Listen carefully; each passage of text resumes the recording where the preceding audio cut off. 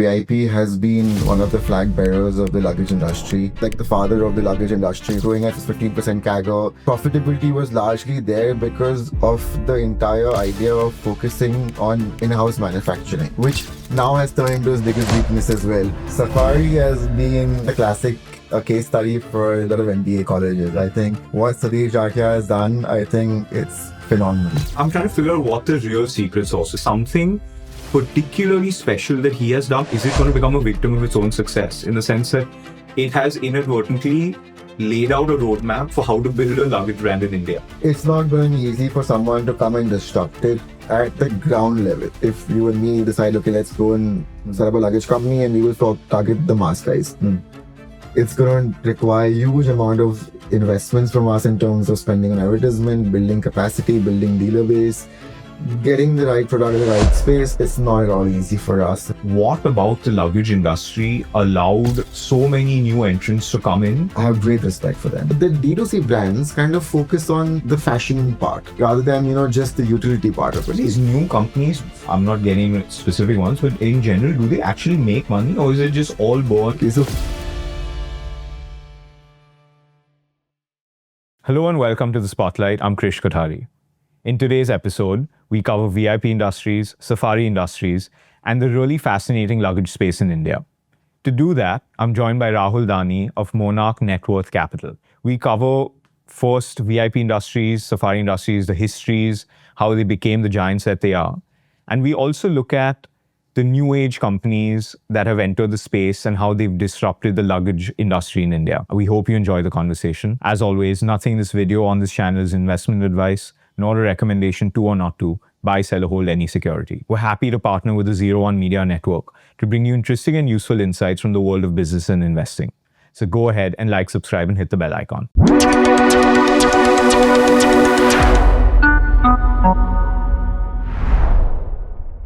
So, Rahul, tell me, how did VIP start? What's the origin and history of the company? So, quite interesting, VIP has been one of the flag bearers of the luggage industry. So-called, they were the first brand to introduce luggage in India. It started off way back in 1968 with a company called Aristoplast, which was a subsidiary of Bloplast Limited. Bloplast was basically more into plastic molds and molded equipment and all of that. Is when then Dilip Piramal decided to kind of get away from the family business completely. He let that to Ajay and his other brother take over the entire family business. He concentrated more on Bloplast. And the idea was to kind of get to a stage where he can, introduce India's first premium luggage. And that's when he started off. In 78 is when it actually officially kicked off. And, since then they've changed the name to VIP Industries. Dilip Piramal was at the forefront of driving that.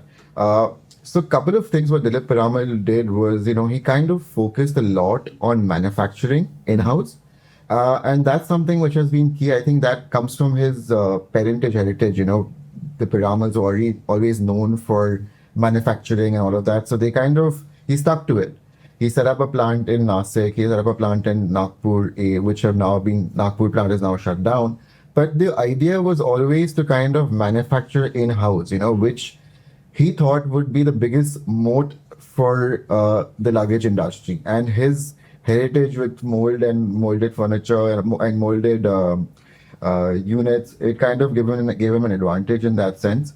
Also, what actually took place was, at that time, Indian economy was pretty much shut to foreign companies. So there was no foreign players in the market. So it was a wide market for them to capitalize on. Then there was not a single brand which was there, right? So he saw that space. He did a fantastic job by manufacturing in-house, and he kind of built it through. And that's the story of VIP. And Dilip Piramal, I would say is like the father of the luggage industry right now. At that stage, and he's done a remarkable job with what he has kind of built in right now. And is VIP still the largest company in India in the luggage space? So VIP is still the largest player in the luggage industry, pure revenue terms, because what Dilip Piramal has very well articulated and done is that he has kind of diversified into a lot of different brand segments which kind of focus on different needs of consumers. So that's, I think, the biggest advantage. What he did was, not just focus on one brand. He kind of made it into a 6, 7 brands, which kind of made VIP what it is today, and is the largest brand in India. Is the largest luggage player in the country. Though in terms of pure brand sales, Safari would be higher because Safari has just one brand, but as a whole, VIP is the biggest brand in the luggage industry. Yeah, and it's interesting that they have multiple brands within the same company, and we'll get to that in a second. But can you just give some headline numbers in terms of revenue, profitability, all of that, just to get a better sense of the scale of the company? So VIP roughly does about 2,500 crores of revenue. Post pandemic, all these companies had seen a fantastic growth because travel was at a boom after pandemic. So numbers look good. Margins are about close to 14 to 12 to 15% what they were making. If you look at the company's margins historically, they have reached as high as 18%. That's largely because, Dilip Piramal's largest strength was in-house manufacturing and the kind of steps he took to kind of preserve that. Going to Bangladesh and such events were very, very good at that stage, which led to super margins at 18%. Of course, they've come off a little bit, but they do close to 12.5% EBITDA margins on a stable basis. And of course, they do close to 50 crores of PAT with great working capital. It's only optically this year, numbers have not looked that great because, which was like manufacturing, which was the strength of the company, which has kind of put them a bit back and has turned a bit of weakness with certain situations, what's happening in Bangladesh and demand moving to a certain segment of luggage. That's really impacted them. But, they have been a consistent performer in the stock market in terms of revenue, EBITDA growth. They've been a darling for a lot of mutual funds as well. We've got a lot of ace investors. We had the late Rakesh Jhunjhunwala as well, who was invested in stock. At one point, I think they had a fantastic mutual fund holding, NFI holding, which now has kind of come off. But they have done well. They have created an enormous amount of wealth as well for a lot of funds and individuals. So yeah, roughly about 2,500 crores in top line, 12% EBITDA is what they do, and 54 crores of PAT. If you look at the larger part of the history, they were kind of growing at 15% CAGR. Profitability was there. And again, profitability was largely there because of the entire idea of focusing on in-house manufacturing. So that has been VIP's biggest strength, which now has turned into his biggest weakness as well. If you go back in history, you speak to any of the small retailers who were kind of selling VIP luggage, they have made a massive money. They were very, very happy with the brand, with the kind of products that were being launched by VIP. So, they have grown very, very well in the past. It's just that the last couple of years has been a bit of a struggle for them. But, we're quite hopeful that things might change in the future for them as well. It's interesting you spoke about this, that the sort of manufacturing-led growth the company's had essentially since day one. Right. Can you talk about how, when we look at the numbers and look at the company and actually analyze it, where do we see the advantages of that manufacturing-led growth? Sure. So, so like I said, they were the first ones to have a manufacturing plant in India in Nashik, and then they went to other places in India, which they shut down. But what they did strategically was in 2013 is when they decided to go to Bangladesh. So Bangladesh was a game changer in a lot of sense, and like the biggest downfall as well for VIP right now. But what happened was that in 2013 is when India and Bangladesh had a free trade agreement. China and Bangladesh had a free trade agreement. So a lot of manufacturing and of course cost of labor in Bangladesh is way, way cheap as compared to anywhere else. And at that time, so if you look at the luggage sector overall, there are two types of luggages. One is your hard luggage and soft luggage. Hard luggage is pretty easy to make, it's like, put it in a mold, it's ready. But soft luggage, it's handwork. It requires labor. So that never really worked in India because of the cost. So what VIP decided to do was in 2013 was to go to Bangladesh, set up a manufacturing plant in Bangladesh for soft luggage. And as we speak today, they have close to 8 plants in Bangladesh, which is dedicated to soft luggage. And what that did was in 2014, when they got their manufacturing going in Bangladesh, you saw margins really pick off. They reached a peak of 18% at one stage, is when Bangladesh was contributing meaningful amount, and this was probably just 2 years before we were hit with pandemic, because demand was completely towards soft luggage, and VIP was able to kind of get good pricing, better advantages compared to people who were largely sourcing. So earlier, what used to happen, they would kind of source the soft luggage from China, and that would be majority of what was coming in. But with Bangladesh coming in, what used to happen, their sourcing from China kind of reduced about 10 to 12%. Certain premium products which are only made in China are still being made in China. But the majority of soft luggage was kind of moved towards Bangladesh. And soft luggage at that point became close to 60-70% of the overall revenue. So that led to margin improvements, that led to profitability coming in. And that's when, VIP was looked at, wow, this company has hit it. They've got the thing right. They've gone to Bangladesh. Perfect. Bangladesh, India, free trade agreement. China getting a free trade agreement with Bangladesh as well. It's a lot of raw material floating in from Bangladesh. And India, of course, was very kind to Bangladesh at that time. So it was like a perfect recipe for VIP to kind of build upon. And at that stage, we thought, if the demand does continue towards the softer luggage part, uprights or backpacks, I think VIP would have been a dominant force as to what they are right now. Right. But it was a very, very interesting, clever move, which he got it right. I think that also has to do with Radhika Piramal as well. When she came on board, is when she also decided, we got to go to Bangladesh, we got to do a lot of new offerings, new age offerings.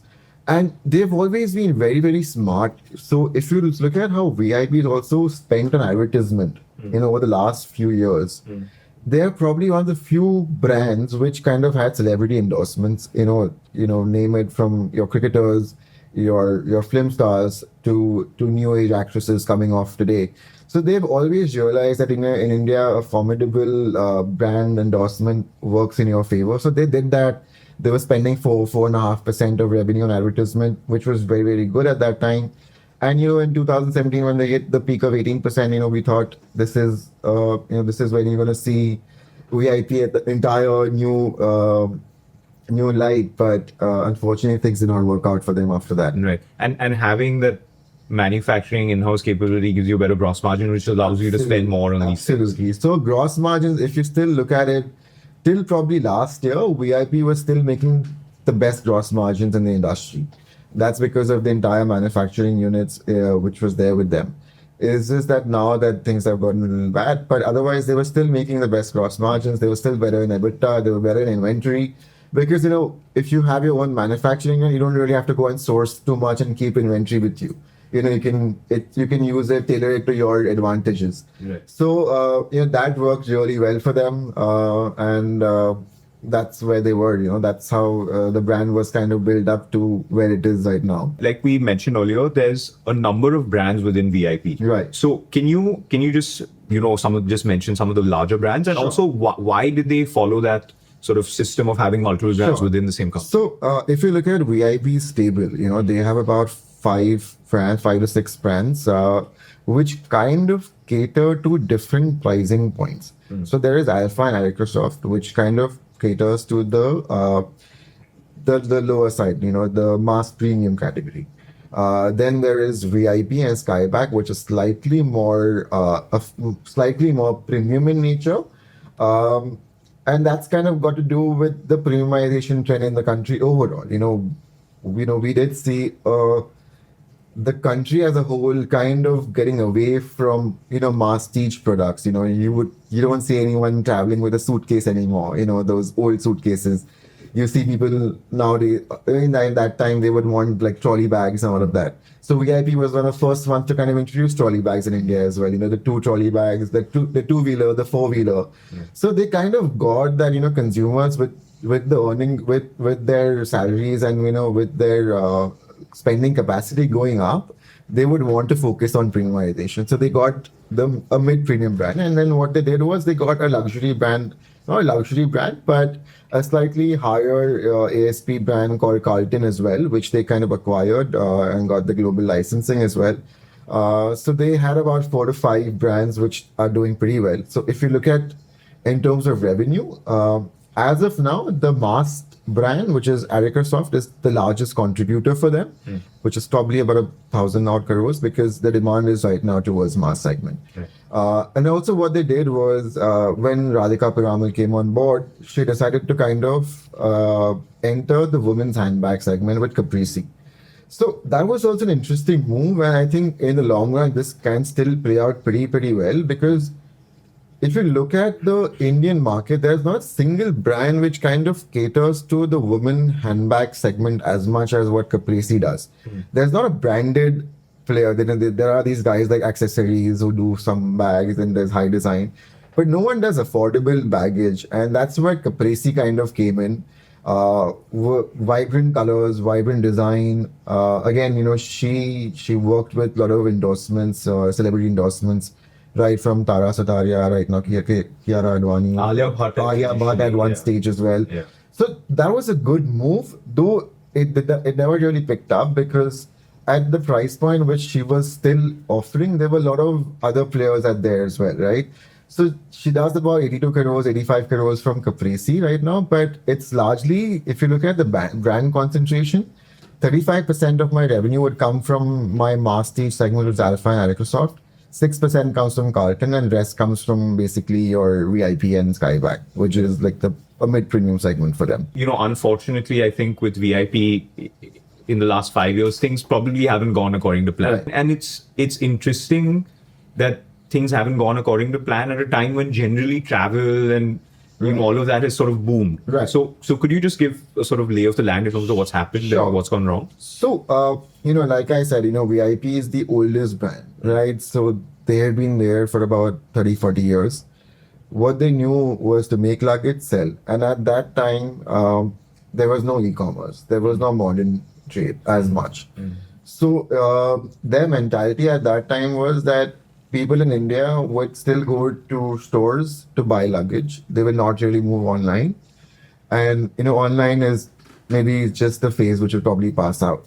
So their focus has always been, let's focus on general trade, which is great for the company perspective as well, because there are a lot of company-owned, company-operated stores as well, and franchisee stores. So they kind of said, company-owned, company-operated store, franchisee, general trade gives me better margins, better ROIs. Let's just focus on that. We will see how to do with e-commerce later and modern trade. That strategy, in the hindsight, did not really work too well for them because probably till we got to COVID, and this has been a problem where VIP has been facing, not just right now, but even if you look at 2016-17, when e-commerce was also just about to come on, you saw a lot of brands on e-commerce giving massive discounts. VIP tried to do that. They tried to go e-commerce, but they could not really balance it out in that sense because 70%, let's say 60% of my revenue were coming from general trade. Now, if I'm giving general trade a price of 3,000 rupees as MRP, and if I'm going on e-commerce and selling at 1,500 rupees, my general trade guys are not going to be happy. And that's exactly what took place for the longest time for VIP, was that they couldn't get the maths right, how to keep them happy, how to keep e-com happy. So, e-com was about 9% for them for the longest amount of time. It's now that they've realized that, no, we kind of got to go there. So they hired Boston Consultancy Group to kind of revamp the entire e-com for them.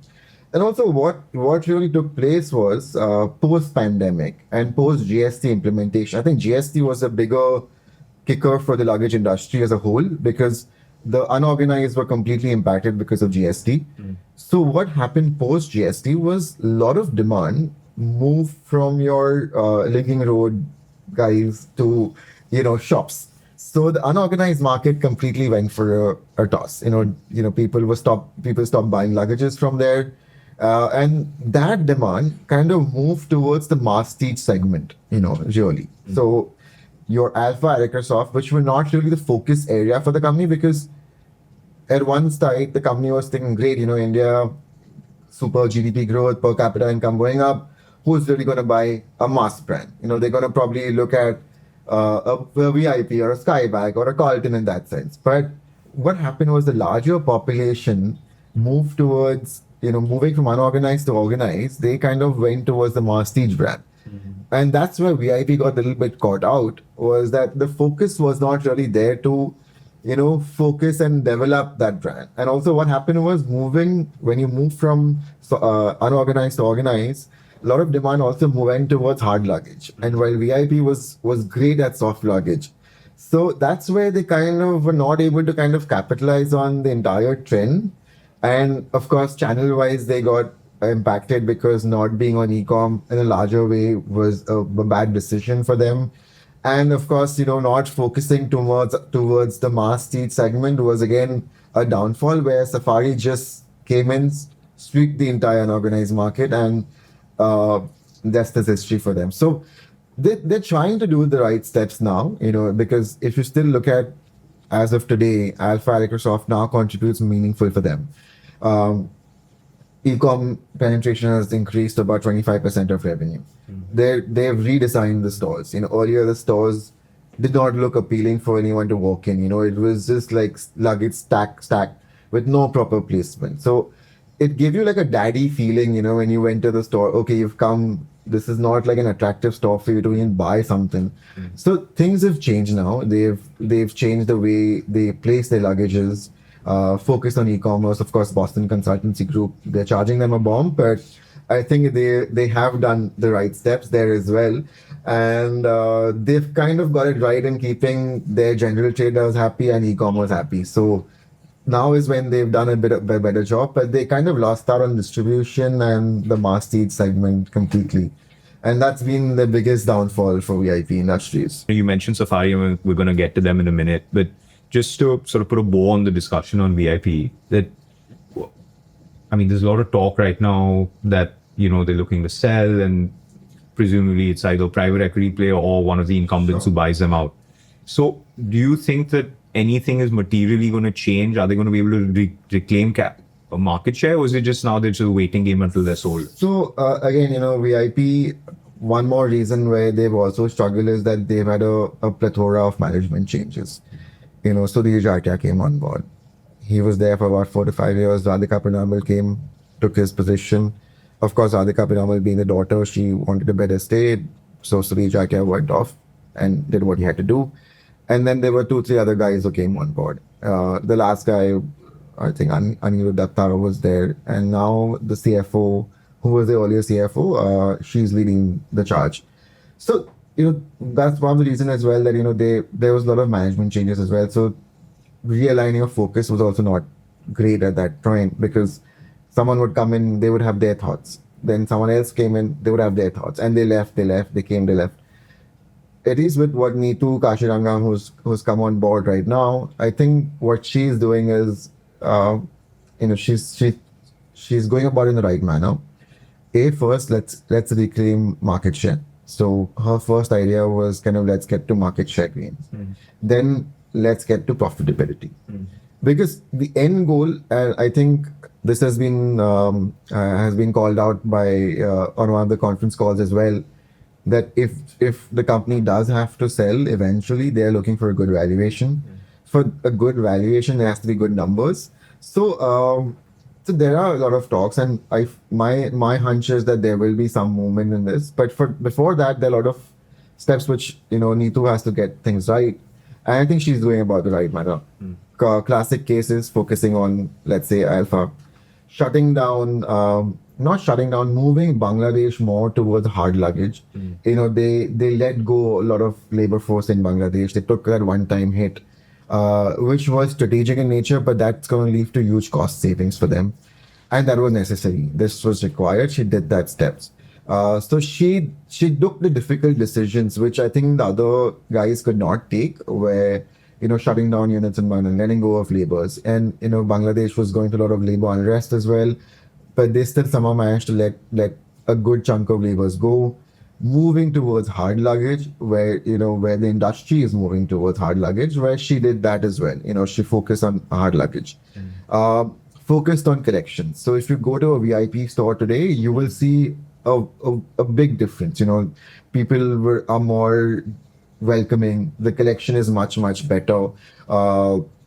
What she also did was she let go of people with luggage. She got in people with no baggage in her team. She got in people from FMCG to run the marketing, and the thought process kind of changed. Though is that the jury is still out on her. I think we're still very early. She still needs to walk the talk in that sense, but it looks like she's going about the right manner. And it's if the stake sale does happen, I think it's good for the industry. And I think Dilip Pinamal has made it quite clear that I think Radhika has no intentions of further going ahead with this brand. And if if the stake sale does happen, and our hunch is that it would largely be some of the private equity guys who would kind of get in, because they would not want to sell the brand in pieces, right? Because there might be certain players who might just be interested in one or two brands, not the entire thing. But a private equity, it works pretty well for them. Someone who can just come and take it and rework the entire management and distribution system, everything would works. That'd be fantastic. I think that'll be the best outcome for the industry as a whole right now, because industry is also facing a lot of issues, which we'll talk about it later. But I think we should see something sooner than later in that sense. You sort of given me a good segue into Safari Industries, and you mentioned Sudhir Jatia, who of course initially was with VIP and then started. So what's that? Sorry, tell me the whole origin story of Safari and what made it what it is today. Safari has been, I think it's a classic a case study for a lot of MBA colleges. I think what Sudhir Jatia has done, I think it's phenomenal. I think I would say after Dilip Piramal, I would say he's like the torchbearer for the luggage industry. Start of his career in, of course, VIP industries, he knew what marketing, the distribution strength, and where to source, what to source from. He started off in 2007, 2006 at VIP. 5 years, he was instrumental in getting the manufacturing units right, getting the distribution right, going to China, opening offices in China, Hong Kong, all these places, getting the right distributors for products, then developing Bangladesh as well, a bit of a channel. So he was a genius when it came to sourcing. It's unfortunate his journey had to end in 2011 with VIP Industries, but that's when he decided, hey, what I've learned what I had to learn. There's one company in the luggage space which was a number two player with just a 3% market share at that time, 3 to 4% market share at that time, which is completely loss making. And that's the challenge which he wanted. So he went and acquired Safari Industries, let the old promoters go off, and he then got the basics right. So if you look at what he did was Safari Industries focused on one particular segment, which was the masstige segment. Did not really go ahead and create too many different brands. He did not want to do that. He had one particular brand, which was Safari. He said, let's just focus on one brand. Let's just grow Safari. And what he did was he grew Safari well. In the meanwhile, he went and acquired few brands as well, which was Genius, Genie, and their lower end of the brand as well, which he went and acquired. Not a big acquisition as well.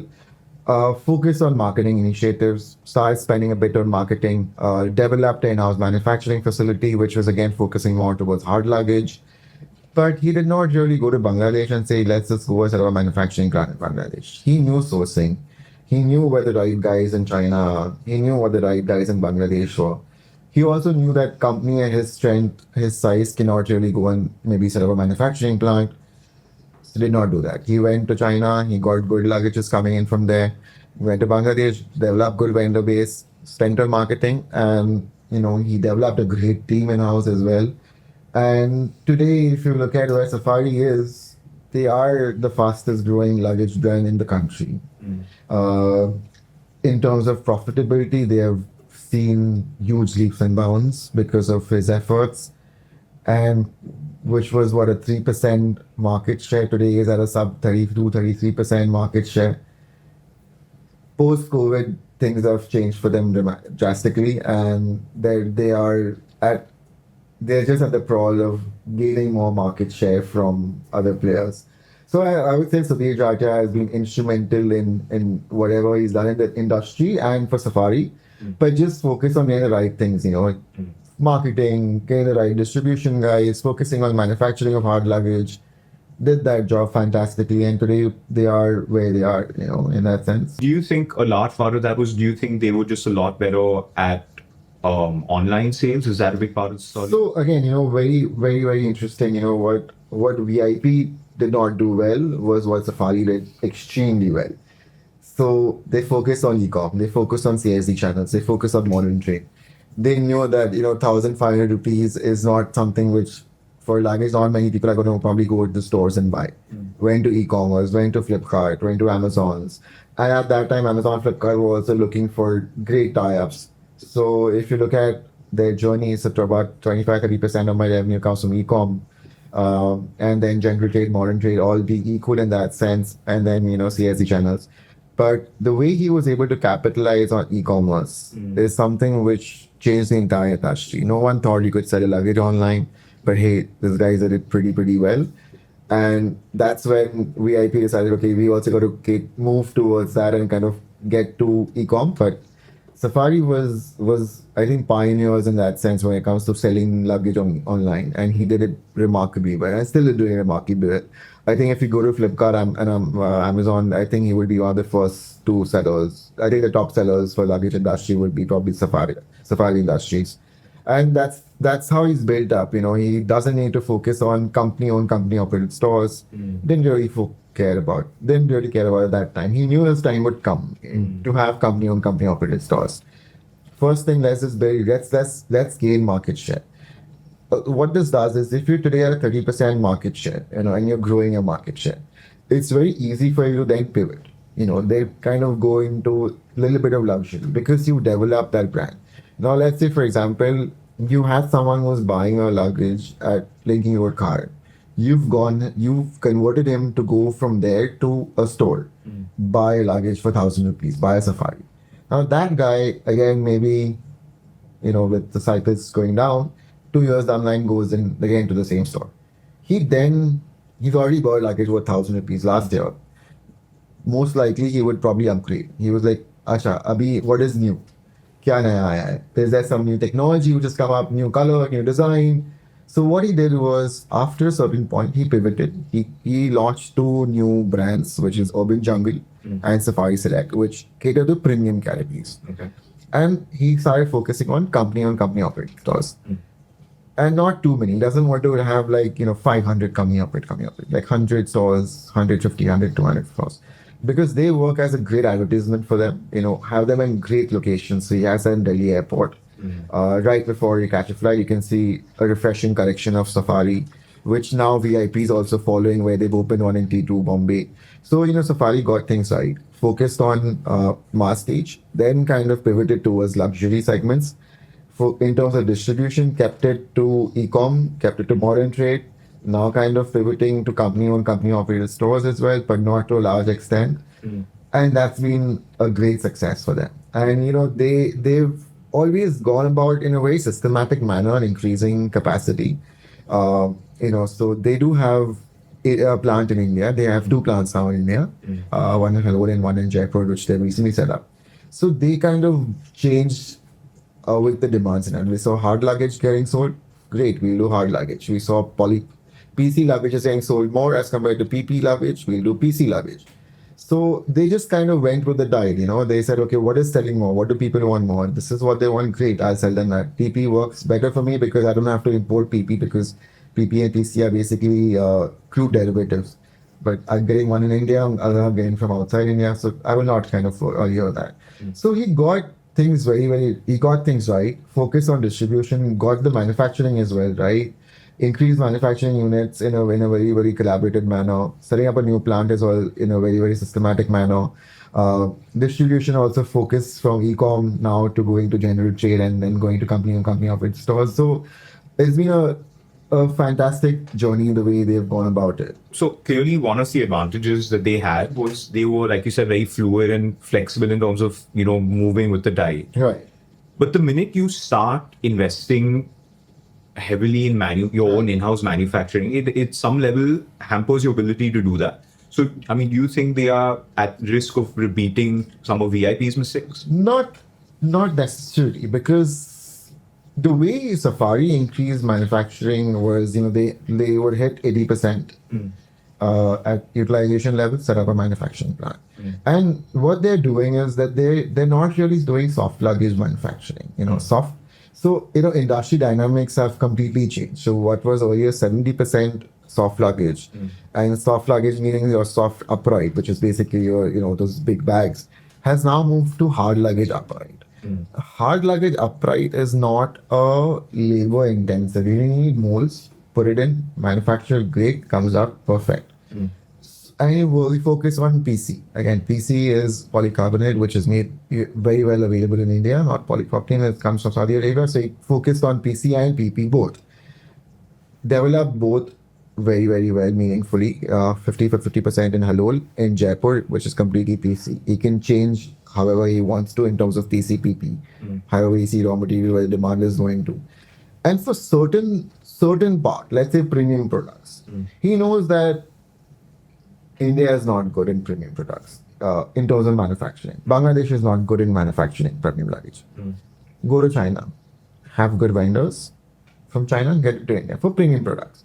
So he's very cognizant of the fact that what he wants to manufacture, where he wants to manufacture, how he wants to do it. It's not going to make sense if he does like a backpack manufacturing because that's labor intensive. We are still getting things from Bangladesh. There are a lot of vendors in Bangladesh who would still do that job work. Go there, get it up. You develop a certain part of it, but he's been very, very sharp with the capital allocation in that sense. Develop. And these manufacturing units give them great asset turns. You do 50, 60 crores, you could do like a 500, 400 crores every as well. So he's focused in the right manner. He doesn't want to do a lot in that sense, but develop in-housing manufacturing for just hard luggage. When soft luggage demand comes, we'll see what to do then. So as of now, things have worked pretty, pretty well. I don't see him probably struggling the way he is. Because see, VIP set up entire unit in Bangladesh. Now that require a huge amount of capex. Then you kind of shut those guys off. You let the labor force go. Now you're converting that into hard luggage. I'm still going to get it from Bangladesh. Bangladesh, India still have free trade agreement. So why not just develop good vendors? So I tell them, listen, I'm going to source 100 crores worth of soft luggage from you and my bill. When I want inventory, I'll pick it up. That vendor is happy. He's going to pick up that much. And Sudhir Jakia is known for it. He's known to have that vendor and that connect with the sellers in terms of shop owners. He would go down to your Churchgate store and all that, and all those stores, meet with them. He would meet the vendors, keep them happy as well. So he's always known to be that kind of person. So I think that's really worked in his favor, and I think that will always work in his favor. That's the reason why we've seen a lot of good private equity money also going into Safari. So that's also helped them. So I don't see capital allocation for them to be a challenge. I don't see them doing something very stupid and put up a soft luggage manufacturing plant in India or something like that. So they've been very, very smart in the entire allocation strategy of theirs. So I'm trying to figure out what the real secret sauce is, because I get it, it's a combination of a number of things, but there has to be something particularly special that he has done, or maybe not done. Maybe that is what he's not done is as important as what he's done.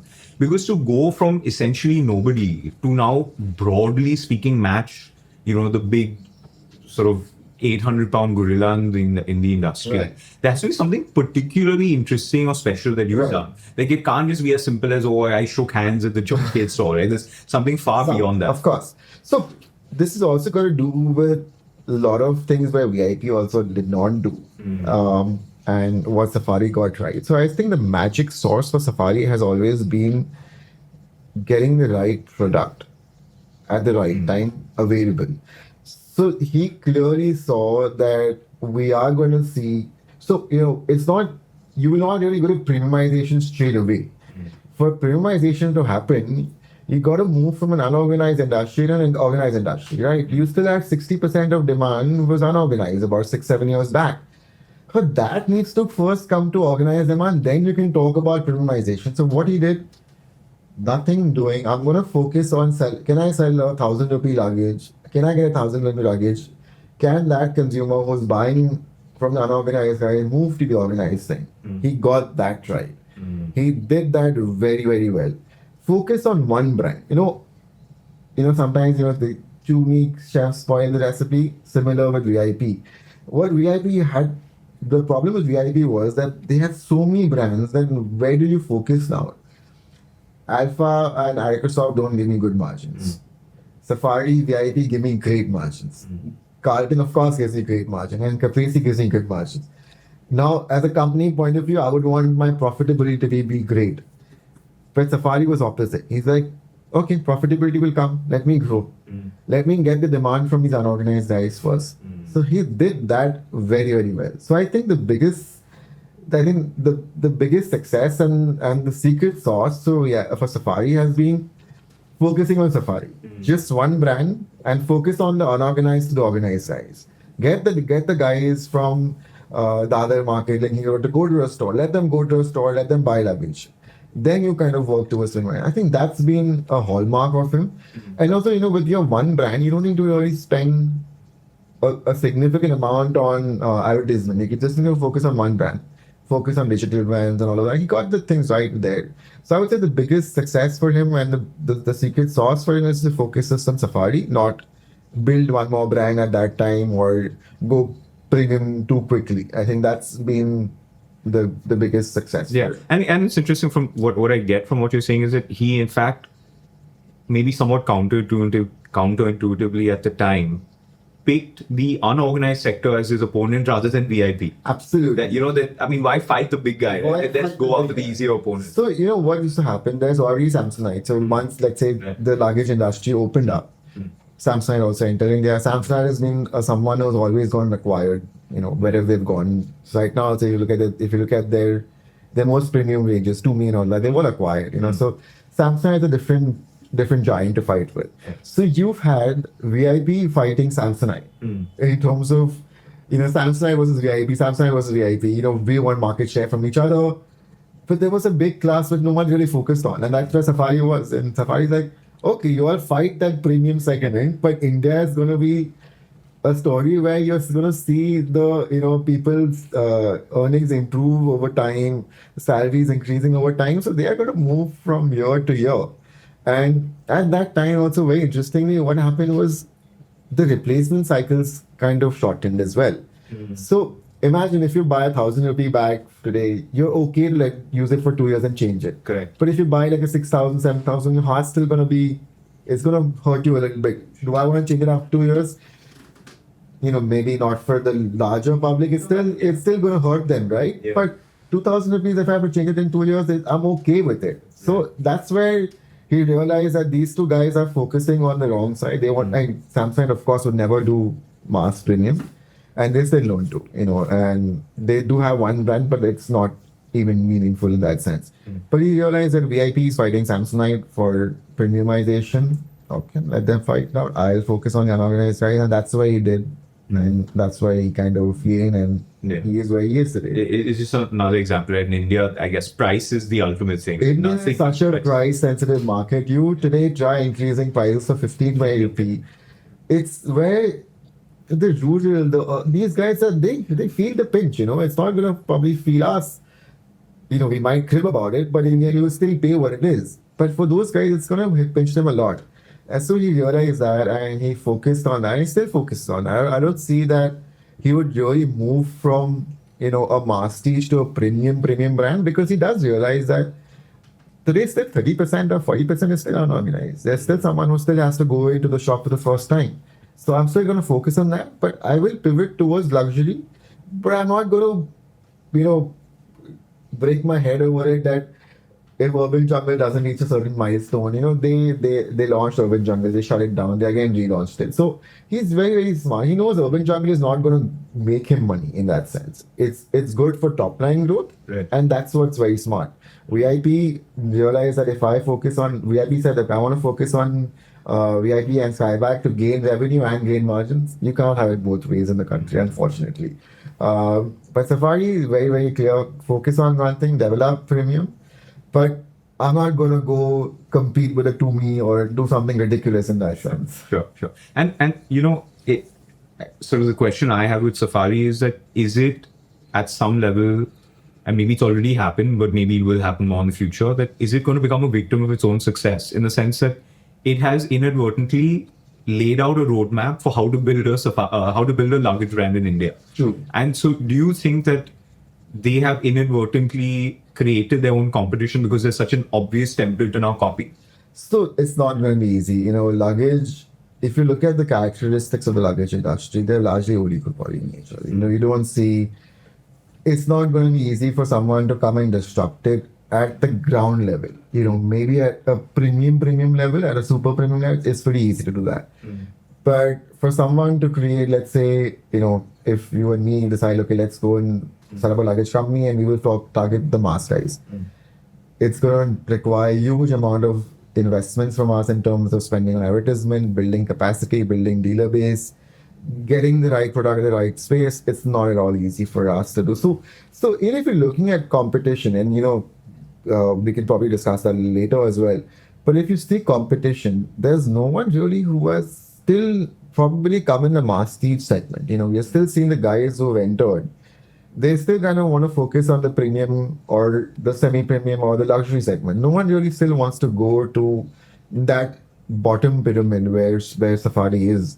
And they know that, it's not an easy job to convert someone who's already been a Safari guy to move to, XYZ brand at that level. So I don't really see them struggling in that sense. I don't see competition. Of course, competition will keep coming on board, but I don't see the masstige segment to being disrupted to a large extent. You will not really see a D-Mart, which is a value retailer in that sense, setting up a luggage manufacturing company. It could work well for him, but he's happy selling a Safari product there.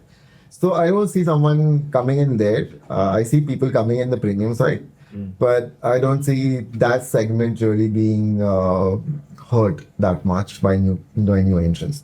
Yeah. So they're the first movers in that sense. I don't see anyone coming there. Very, very difficult to build a brand in India in that sense, and especially when you're just targeting the masstige sense. So it's not likely that you would see someone just Reliance, someone just coming on and saying, I'm going to go do luggage today, and then not possible for them. The last, I would say, 5-7 years clearly has seen a massive influx of new brands. Clearly, there was room for some amount of disruption because so many new players have come in, and some of them have actually done quite well. Can you explain to me what about the luggage industry allowed so many new entrants to come in? And what surprises me is that I would have thought that the incumbents would have been a little more brutal in terms of defending their market share, but somehow it doesn't seem to have worked out. It's a great question. And, at Monarch recently did a channel check as well. We found some really interesting developments as well here. So let's look at luggage, let's look at maybe from our parents' point of view. Luggage was either blue, black, simple. There's no USB charger. There's nothing there. There's no coffee putting thing and all of that. No charging and all of that. It was simple. Luggage was meant for being luggage in that sense. There was blue, black luggage.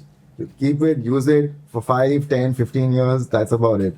There was no innovation which really came on board at that time. But the new guys, the D2C brands which came on board, I have great respect for them, what they've done. As that they saw that there is a set of class of people who don't look at luggage as a luggage today. They look at it as a fashion. They want options. They want to stand out. When they go to an airport, they would, you want to be that person with a neon bag, or something which is, when you see nowadays, you see people driving those bags, so they want to stand out. The Gen Z, the millennials, they want to stand out. They don't want a luggage just to be luggage in that sense. They want to do more, charge your phone, all of that. So that's when while we have great respect for both VIP and Safari in their due rights, but they never went and really innovated anything. They kind of are still at luggage is luggage, for the longest time, and they still think that is the case. But what these D2C brands did was that, like Samuk Kabara, National Miles, what they did was that they said that, can we offer these consumers, can we offer Krish a bag with a charger? Can we offer Krish a bag with, where he can keep his bottles and keep a lot of luggage space? Can we give him different variant colors, vibrant colors? That's what they did. They decided that, okay, fine, we will enter the luggage space, but we will disrupt it to a certain level where today no one's really focusing too much on. They kind of went to the mid to semi-premium segment where they realized that I can get a 4,500-5,000 rupee bag from China. China, of course, being China, there's one entire city which just does luggage manufacturing. If you go there, you will see luggage with various varieties. So they went to China, they started getting luggage from there. They just went e-com. They realized that India is moving towards e-commerce. Everything is moving e-commerce. Your Instagram, your Twitter, when the number of downloads, great. So they focus on that. They focus that we don't want to build like stores or anything. We focus on D2C and just sell online. We'll be happy with that. Not sell huge quantity, sell at least start off with it. And that's how they kind of developed, and they have disrupted the market. Like Mukobara, for that instant, I think I have great respect for them. Mukobara, they're about sub 200 odd crores of revenue as of now, but they started online. They got brilliant designs to the country, brilliant innovations in terms of the way the bag looks, the kind of utility factor it has, great looks, great colors as well. So they kind of focus there. They went there. They disrupted the market with giving discounts, everything. After a point, discounts stopped. They developed a niche for themselves. They could have potentially sold out as well. There were some talks where a prominent brand wanted to acquire Mukobara at that point, but they did not sell off, and I think that was a wise decision. They got funded, and what happened was private equity money started coming into these guys. So Mukobara got funded by private equity. They started going the opposite way. They disrupted the market online into a certain segment. Now they're going offline. Assembly for that matter, or national miles for that matter. They realize that India is moving towards quick commerce. Can I sell a luggage today on quick commerce? Yes, I can. I'll do that.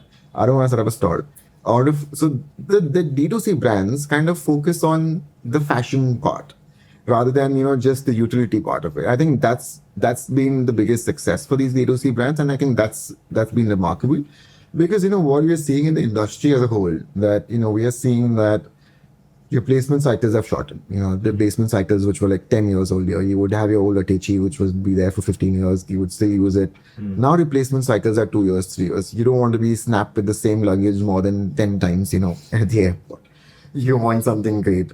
So they played on customer minds. They started offering great products, great color, utility, and they've disrupted the market. They've been well funded.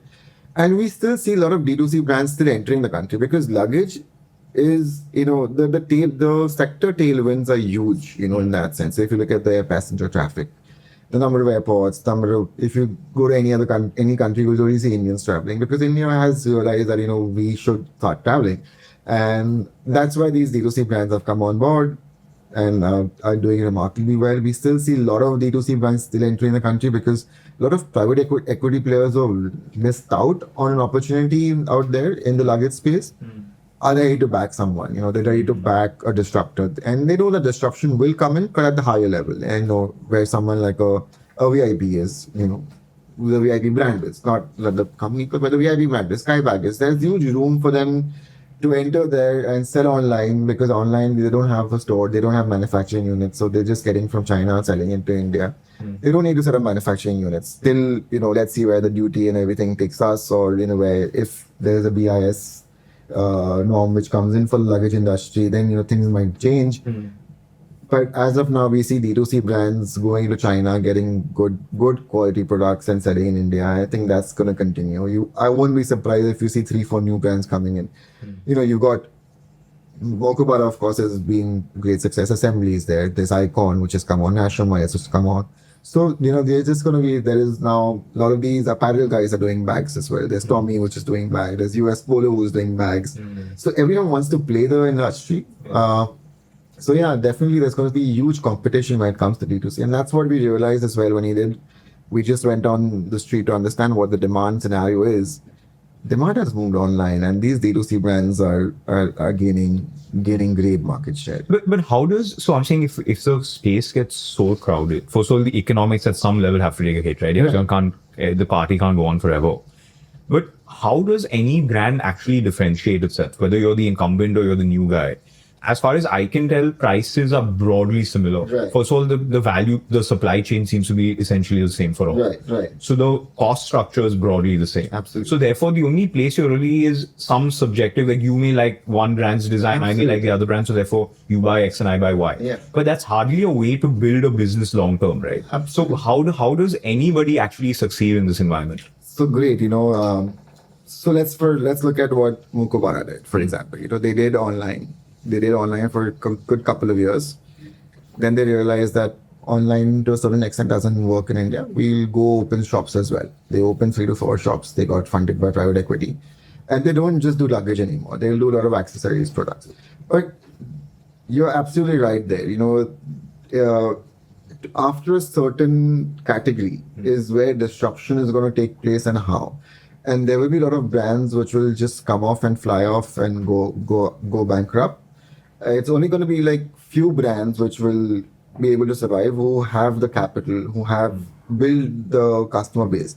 You've already seen a lot of these D2C brands go off already. So it's going to be a challenge. It's going to be somewhere where the older players will still struggle because they will face heated competition for the next 2 to 3 years, because the tailwinds are there, because till you don't have a disruption or till you don't have like a slight slowdown, you're still going to have a lot of people coming your way. So the margins what these guys would probably make at that level, they'll have to start defending it, start spending a lot to kind of defend their market share when it comes to these D2C. And that's what we're seeing already as of now. But, given that the tailwinds are there, we will still see a lot of these brands come and go. And it's a matter of time till it's going to be maybe 2 or 3 would survive and the rest will just fly off. I'm now thinking from the perspective of VIP and Safari that they obviously have no choice but to start defending market share and competing, especially in VIP's case, more online. Absolutely. Why don't those incumbent companies just create brands just focused on online who can directly compete with the National Miles, Mokobaras of the world? Yeah. And therefore, then if they have offline brands, so then they don't have this issue of, the general trade guy is getting a different price from the online guy. Yeah. So why don't they just have that differentiation within their own company? So D2C brands, or are we talking? No, I'm saying so take VIP's case, for example. Okay, there's multiple brands in the company. Right.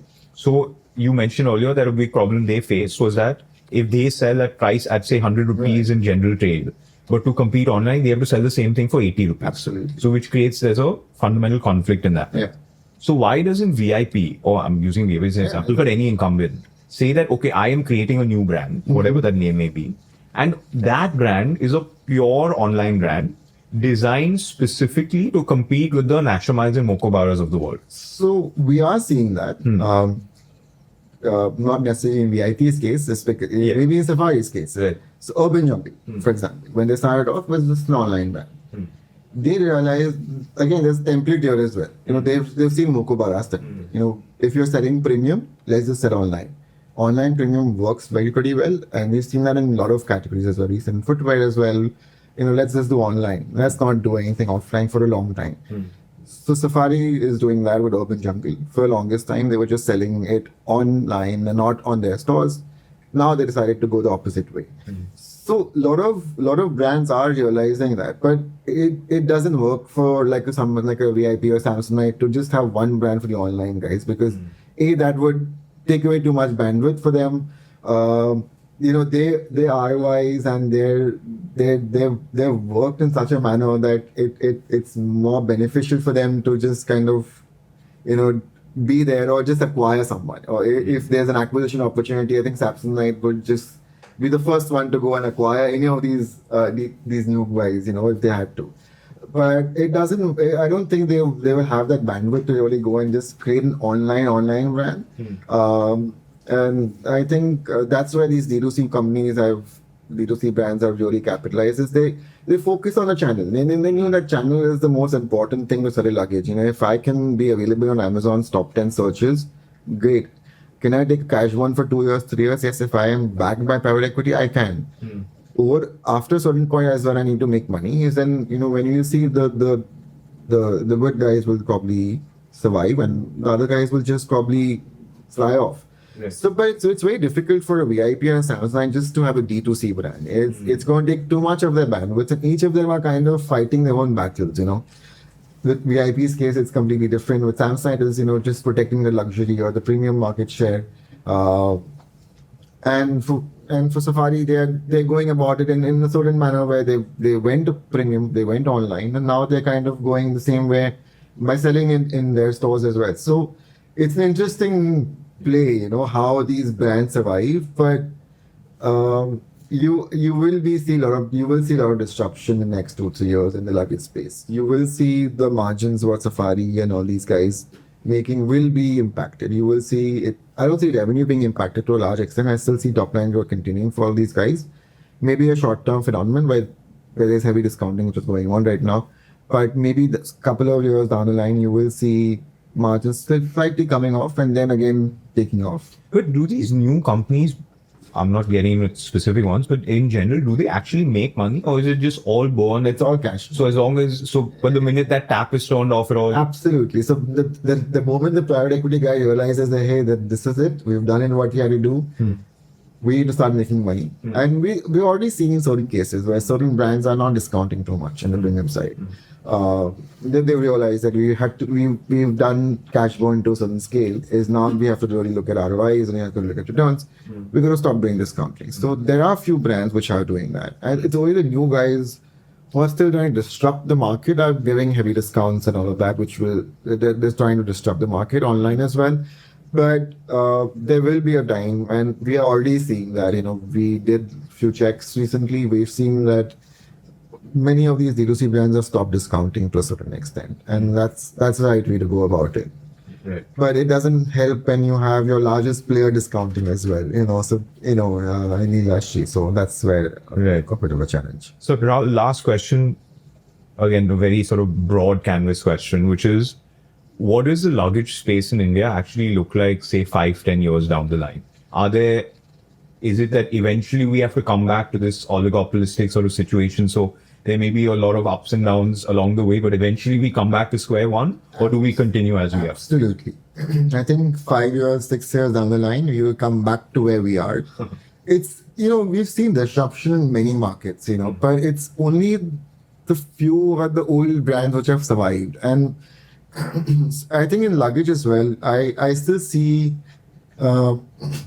VIP being where it is. I see Safari where it is. Samsung, maybe you can have entrant of one or two more brands would kind of consolidate. And I think maybe a lot of these brands will get acquired or they become a part of a different product category. They start doing luggage as one of their products. But I honestly feel that luggage industry in the next 2 years will see a lot of disruption in terms of these new players coming in. But 5 years, 6 years down the line, it's going to be the large guys who would survive and maybe one or two more entrants which will come in. But I don't see the oligopolistic nature changing to that extent. Because think of it, till when you're going to get from China, right?